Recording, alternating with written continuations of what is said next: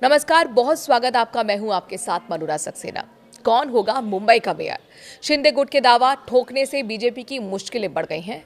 मातोश्री में नव निर्वाचित पार्षदों को संबोधित करते हुए उद्धव ने कहा कि बीजेपी कागजों पर शिवसेना को खत्म करने का दावा कर सकती है, लेकिन जमीन पर ऐसा नहीं कर पाई। मुंबई महानगर पालिका यानी कि बीएमसी के चुनाव में बीजेपी और एकनाथ शिंदे के नेतृत्व वाली शिवसेना ने शानदार जीत दर्ज की है। 227 सीटों वाले सदन में इस गठबंधन को स्पष्ट बहुमत मिल चुका है। लेकिन मुंबई का मेयर कौन होगा, इस पर अभी भी सस्पेंस बना हुआ है। तो वहीं बीजेपी एकनाथ शिंदे गुट के अलावा विपक्ष भी अपनी तैयारी में जुट गया है। शिवसेना यूबीटी ने भी कहा है कि उनका भी मेयर हो सकता है।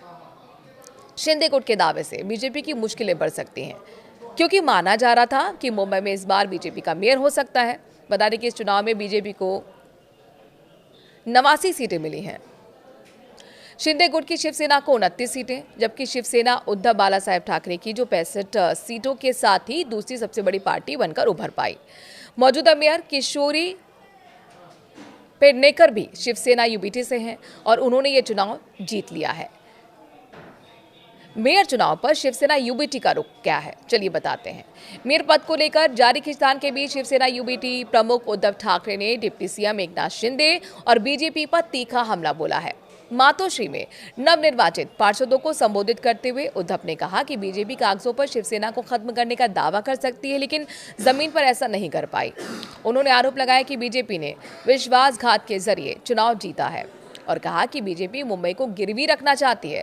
मराठे मानस इस गुनाह को माफ नहीं करेगा। शिवसेना यूबीटी का मेयर बनना हमारा सपना है और ईश्वर की कृपा से ये जरूर होगा। वहीं उद्धव ठाकरे ने यह भी चेतावनी दी कि जो पार्षद एक बार दल बदल कर चुके हैं वो दोबारा भी ऐसा कर सकते हैं। उनका दावा था कि शिंदे गुट से चुने गए कई पार्षद पहले ही शिवसेना यूबीटी में थे और बीजेपी मेयर पद हासिल करने के लिए तोड़फोड़ कर सकती है। 2.5 साल के मेयर पद की मांग यहां पर निकलकर सामने आई है। इस बीच शनिवार को शिंदे गुट की शिवसेना ने अपने नवनिर्वाचित पार्षदों को मुंबई के एक लग्जरी होटल में ठहरा दिया, जिससे राजनीतिक सरगर्मी और तेज हो गई।